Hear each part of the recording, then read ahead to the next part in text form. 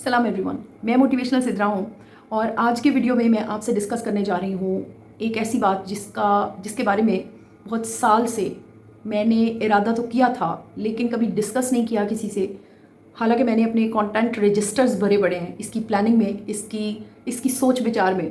ये एक ऐसा ख्वाब है जो कि खुली आंखों से मैंने देखा और अब से नहीं, जब मैं स्कूल टाइम में थी तब से मैंने इस ख्वाब को देखा और मैं इसको पूरा करना चाहती थी। तब तो मैं ये सोच भी नहीं सकती थी कि एक वक्त आएगा जो मैं इसे पूरा भी कर सकूंगी। अल्हम्दुलिल्लाह now I am in a position कि मेरा माइंड मेरा साथ दे रहा है कि मैं इसके बारे में आप लोगों से डिस्कस करूँ। इसके मैंने छोटे छोटे पॉइंट्स लिख रखे हैं अपने पास, मैं उनको वन बाय वन आपसे शेयर करती चली जाऊँगी। ये एक ऐसे स्कूल का ख्वाब है जैसे स्कूल में मैं खुद पढ़ी हूँ। I was in 6th class when I went to that school. और ये स्कूल नहीं था, मैं तो इसको ख्वाब नगर कहूँगी। आज भी जब मैं कभी परेशान होती हूँ तो दो जगह है मेरे पास, एक तो मेरा ये स्कूल और एक मेरा पुराना घर। इस स्कूल में आंखें बंद करते ही कलर्स आने लगते हैं। पहले ब्लैक एंड वाइट होता है, फिर कलर्स आते हैं। It's a beautiful school, it's a beautiful school. I mean it was. मेरा इरादा था वहाँ पर पढ़ते हुए भी कि ये जो ख्वाब मैं देख रही हूँ ना, अगर ज़िंदगी में कभी मैं ग्रो कर गई तो ये सारे ख्वाब मैं उन बच्चों को ज़रूर दिखाऊंगी। इन सारे ख्वाबों से मैं उनका गुजर करवाऊंगी जो मेरे बनाए हुए इंस्टीट्यूशन में दाखिल होंगे। मुझे उस वक्त स्कूल की अलिफ बे भी नहीं पता थी और मुझे ये भी नहीं पता था कि ये क्या चीज़ होती है, इसको कैसे बना सकते हैं। एनी हाउ, सबसे पहली चीज़, ये एक ऐसा स्कूल होगा जहाँ पर एजुकेशन नहीं, ख्वाब बिकते होंगे। और ख्वाब भी पैसों के इवज़ नहीं, ख्वाबों के इवज़। यानी तुम अपने ख्वाब मुझे दे दो और मेरे ख्वाब तुम ले लो।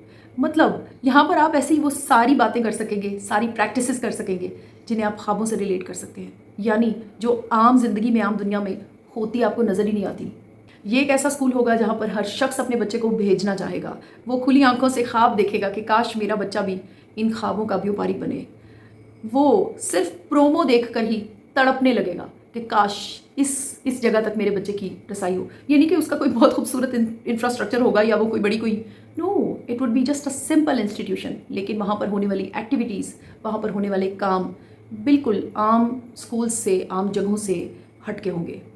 और वहाँ पर बच्चों को भेदभाव, नफ़रत, फ़िरकावारियत, माइट इज़ राइट नहीं, बल्कि इंसानियत और रिस्पेक्ट समझाई जाएगी। मैंने समझाने का वर्ड डेलिबरेटली बोला है क्योंकि यहाँ पर सिखाने पर फोर्स नहीं होगा, बल्कि सिर्फ और सिर्फ समझाया जाएगा, वो भी रास्तों की सूरत में।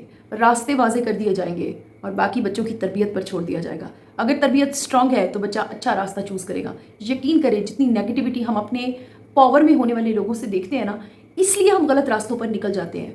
अगर एक बच्चे को कैरेक्टराइज्ड, ऑर्गेनाइज्ड लोग मिलें, बच्चे कभी भी डिट्रैक्ट नहीं होते। और सबसे बढ़कर ये कि बच्चों को बाय फोर्स रास्ते समझा के भी पेरेंट्स वहीं पर खड़े रहते हैं कि क्या रास्ता इसने चुना है। यहाँ पर ऐसा कुछ नहीं होगा। बच्चे पूरी आज़ादी से अपने बनाए हुए रास्तों को चूज़ भी करेंगे, उन पर चलेंगे भी और उन्हें ओन भी करेंगे। सबसे बड़ी बात यह है, आप यकीन करें कि ये वो इंस्टीट्यूशन होगा जहाँ पर एज ग्रुप की कोई लिमिट नहीं होगी। मतलब सिर्फ इतनी एज तक या सिर्फ यहाँ से लेके यहाँ तक क्लासेस, नो, ये पूरा दिन चलता रहेगा। जिस एज ग्रुप को जो टाइमिंग सूट करेगी वो क्लासेस को ज्वाइन कर सकेगा। और यहाँ पर जिन्स की कोई तकसीम नहीं होगी, मतलब ट्रांसजेंडर्स भी इस स्कूल में आ सकेंगे। यहाँ पर सिलेक्ट किए जाने वाले टीचर्स, मेरी कोशिश होगी कि मैं खुद करूँ, और सिर्फ सिलेक्ट नहीं, क्योंकि सिलेक्शन पे अगर बंदा आएगा ना तो फिर अपनी मेंटल कैपेबिलिटीज़ और कॉग्निटिव लेवल्स की बेस पर किसी दूसरे को सिलेक्ट करेगा। No, I believe in grooming. मैं पर्सनली उनकी ग्रूमिंग भी करूँगी, उनको वर्कशॉप्स भी दूंगी, उनकी हेल्प भी करूँगी, बिना किसी क्रिटिसिज्म के उनको मूव ऑन करने का पूरा चांस दिया जाएगा। और टीचर्स को लेकर ना एक चीज़ बड़ी इग्नोर की जाती है हमारे माशरे में कि सबसे ज़्यादा जो स्ट्रगल करने वाले टीचर्स होते हैं ना, वो छोटे लेवल के होते हैं, जो जैसे मॉन्टेसरी हो गया, जूनियर स्कूल्स हो गया।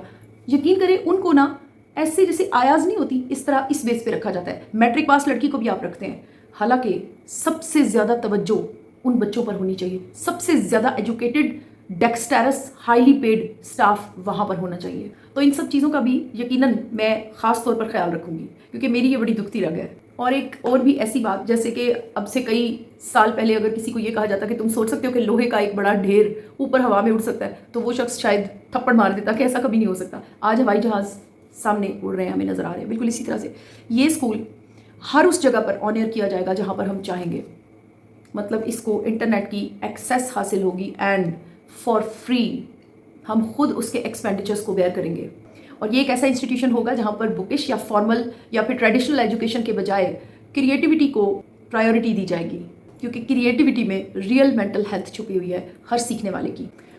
और जहाँ पर बाय फोर्स टीचिंग के बजाय प्रैक्टिकल बेस्ड टीचिंग होगी और सीखने वाले को ये पता नहीं होगा कि उसे सिखाया जा रहा है, और ना ही सिखाने वाले को ये पता होगा कि I should be having a scale in my hand and I am the teacher and I am something else. वो कोई ऐसी बात नहीं होगी, वहाँ पर सब लोग बराबर होंगे। और ये सब कुछ मैंने अपने स्कूल में, जहाँ से मैंने तालीम हासिल की थी 6th to मैट्रिक, ये सब कुछ मैंने देख रखा है। ऑलमोस्ट 50% आप कह सकते हैं कि ये सारा कुछ हमने अपनी क्लासेस में होते हुए देखा है, और बाकी 50% मैं अपने ख्वाबों में देखती थी कि इससे भी अच्छा, इससे भी ज़्यादा मज़े का। लालच है ना, ख़त्म नहीं हो सकता। और वैसे भी मैं चाहती थी कि मैं इसकी रिस्पॉन्सिबिलिटी लूँ, ऐसा कुछ ज़रूर करूँ मैं लाइफ में जो एजुकेशन की फील्ड में हो और जिसमें मेरी अपनी सेटिस्फैक्शन छुपी हो। जैसे इंसान अपने बच्चों के बचपन में अपना बचपन दोबारा जी रहा होता है, बिल्कुल इसी तरह एक बड़ी अजीब सी ख्वाहिश है मेरे अंदर कि मैं भी दोबारा से इस एक स्कूल से गुजरूँ, इस एक स्कूल के पीरियड से गुजरूँ और वो सब कुछ रिलिव करूँ जो मैंने ऑलरेडी कर रखा है।